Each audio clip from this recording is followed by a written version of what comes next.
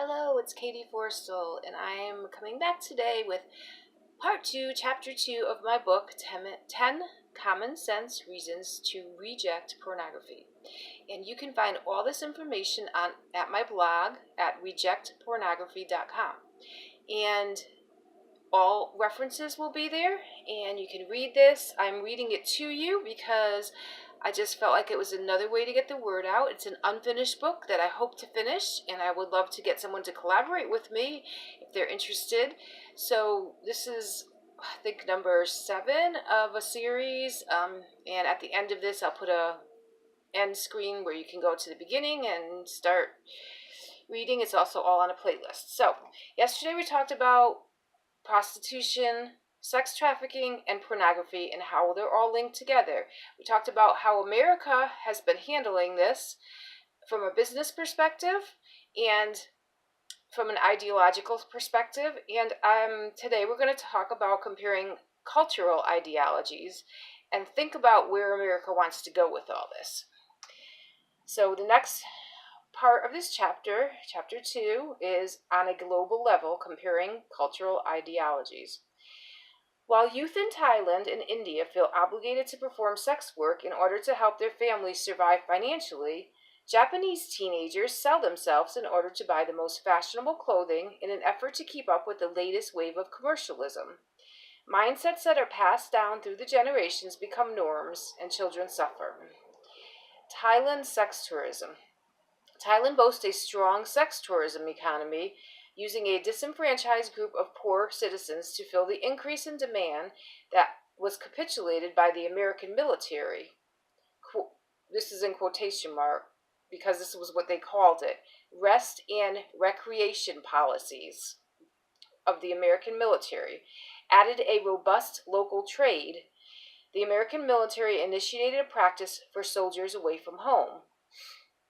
Quote, U.S. Secretary of Defense Robert McNamara negotiated an agreement with the government of Thailand that allowed American servicemen to enjoy rest and recreation in that country. The brothel industry that was built near the base of Pattaya Beach grew into and remains one of East Asia's sex industry's main centers.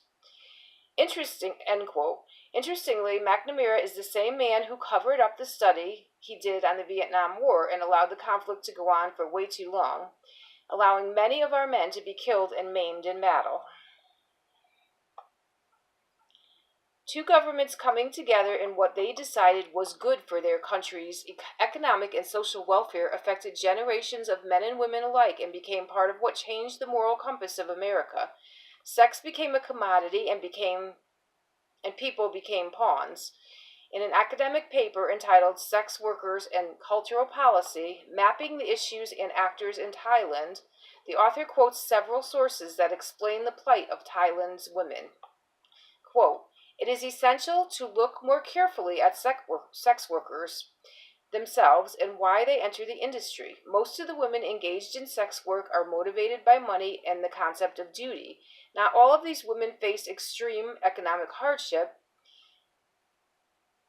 but sex work can help increase the standard of living for themselves and their families. Money was the motive, but workers saw it as their responsibility to provide that money for their families. Parents have spent money bringing up the daughter, and it is often seen as her duty to repay the debt. Bishop and Robinson, 1998, explained that the earnings of one daughter in Bangkok can support an entire family in the countryside, and many rural villages are made up of such families.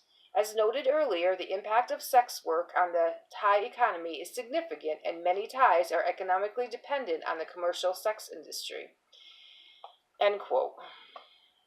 Let's talk about Japan.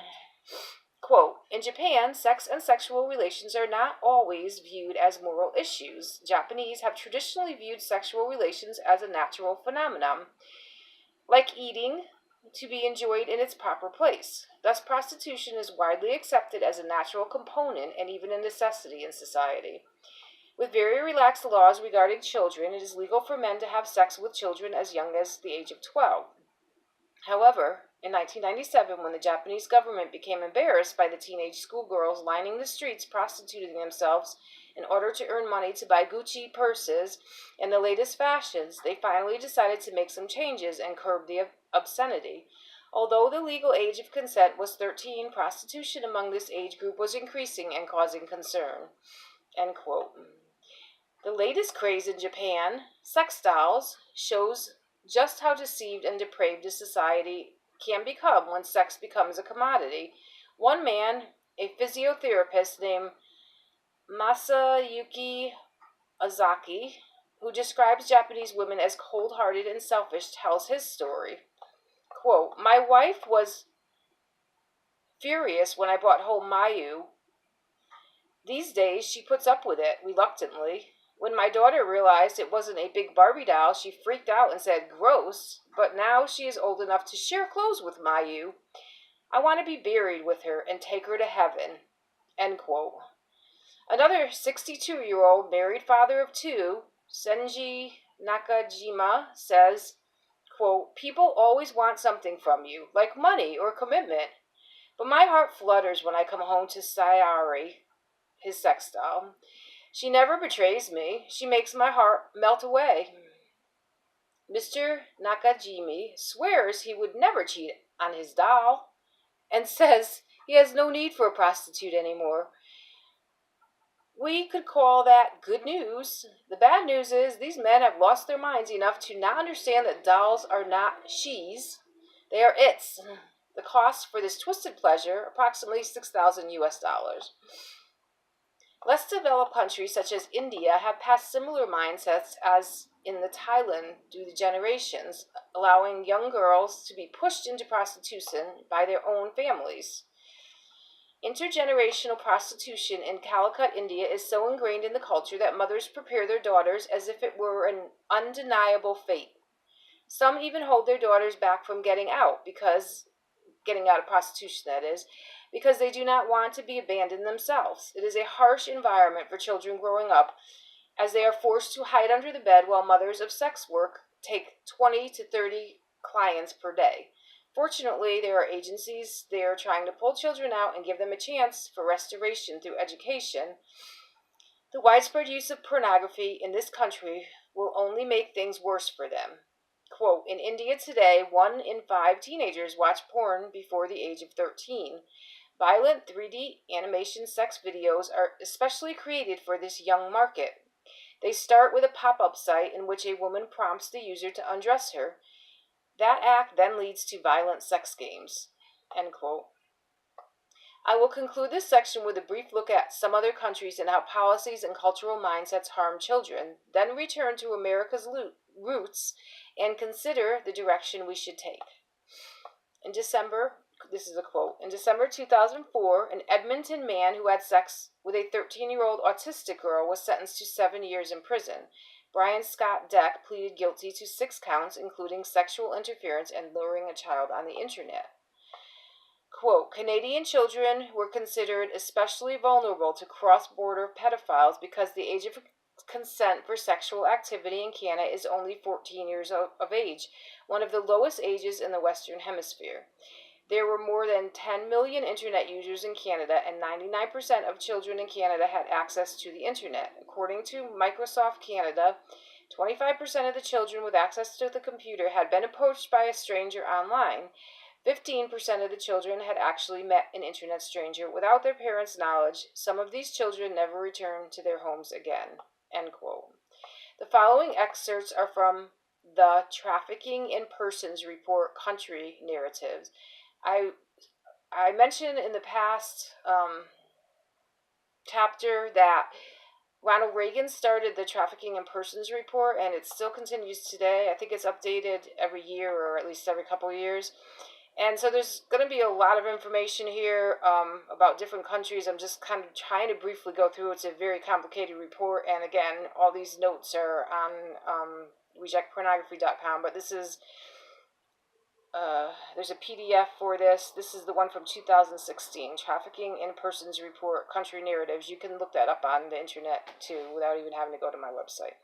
All right, so let's start with Afghanistan. In Afghanistan, customs allow families to force men, women, and children to work as a means to pay off debt or to settle grievances, sometimes for multiple generations, with children forced to work to pay off their parents' debt.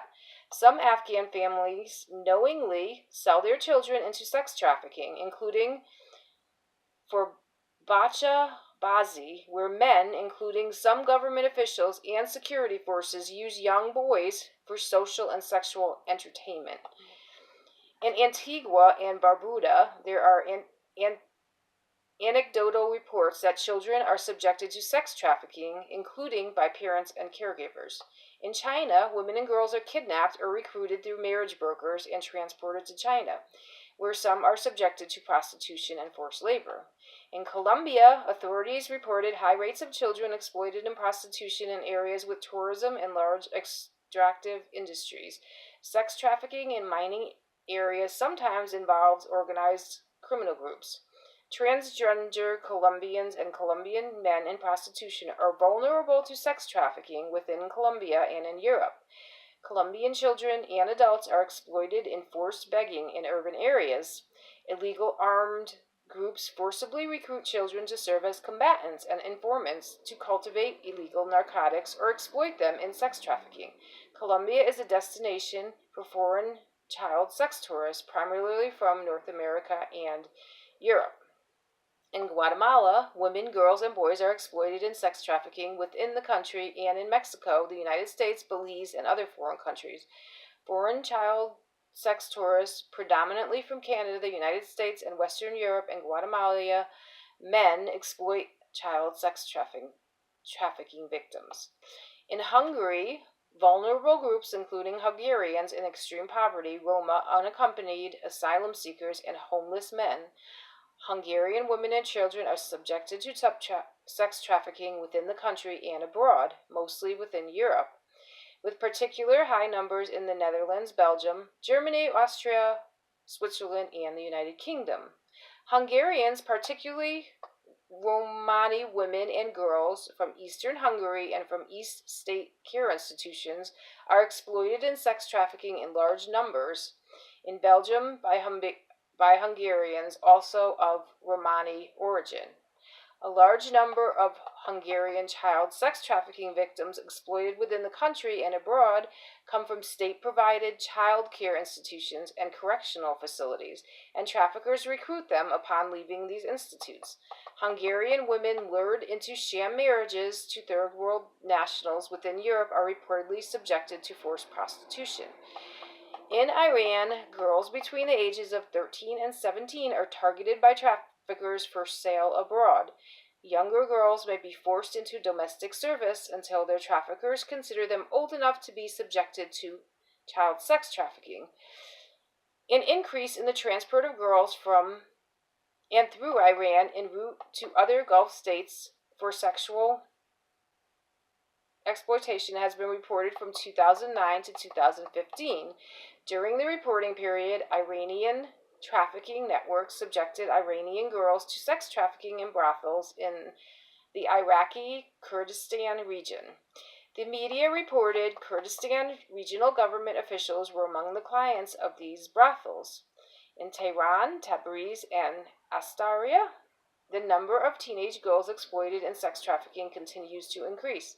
Organized criminal groups kidnap or purchase and force Iranian and immigrant children to work as beggars and street vendors in cities, including Tehran. These children, who may be as young as 3, are coerced through physical and sexual abuse and drug addiction. Reportedly, many are purchased for as little as $150. So that was all from the Trafficking in Persons report, summarized but quoted in a lot of places, so check that out for yourself. And I'm going to move on. Families in some countries fear extreme poverty or other consequences because they were trained to do so through the generations. Therefore, they see no other option but to sell their children. They form tight webs of codependency in an effort to protect their children when sadly they are harming them. American young adults are beginning to believe the lie that there is no way to pay their debts to find work that will sustain them, so they think a little pornography will make their lives easier. As Luke Ford, gossip columnist for the adult entertainment industry, callously puts it, they come into the industry because this is the single easiest way that they can earn $1,000 in a day, in 2 hours, says Ford. It's not like we're losing people from going to medical school or business school or becoming lawyers. Most girls who enter this industry do one video and quit. The experience is so painful, horrifying, embarrassing, humiliating for them that they never do it again. End quote. America is a young country. Maybe it's time we make known what we stand for. Surely we can all agree that all this deception is harming children, increasing demand, and priming the next generation to continue or begin a worse cycle. The first time I heard a 22-year-old single mother of two contemplate doing a porn film, like Kim Kardashian, she said, she was trying to figure out how she could get to Fiji for a vacation. I was shocked and perplexed. This girl was raised by two parents. Her father was a successful doctor, and she seemed to have an entitlement personality. Her parents were trying to help her become more responsible by not supporting her financially, although they helped with the children. I was sitting at a table with her at lunch at a temporary job, and she began to ask others' opinions on the subject. To my surprise, the woman who was our manager said, quote, "Under the right circumstances, I might." I was appalled at her answer, especially in light of the fact that she was about 15 years older than the young mother and was in a supervisory position over her. After that, I worked in the public school system for 3 years as a substitute teacher. I began to talk to the middle school and college girls about the subject, and they too seemed intrigued by the prospects. All of this and some personal issues with loved ones is what began my quest to help change the direction that America is headed and help make America pure again. So that's the end of this video. Tomorrow we will go on to finding solutions and tearing down the web of deceit and clearing the vision. Thanks for listening. Talk to you tomorrow.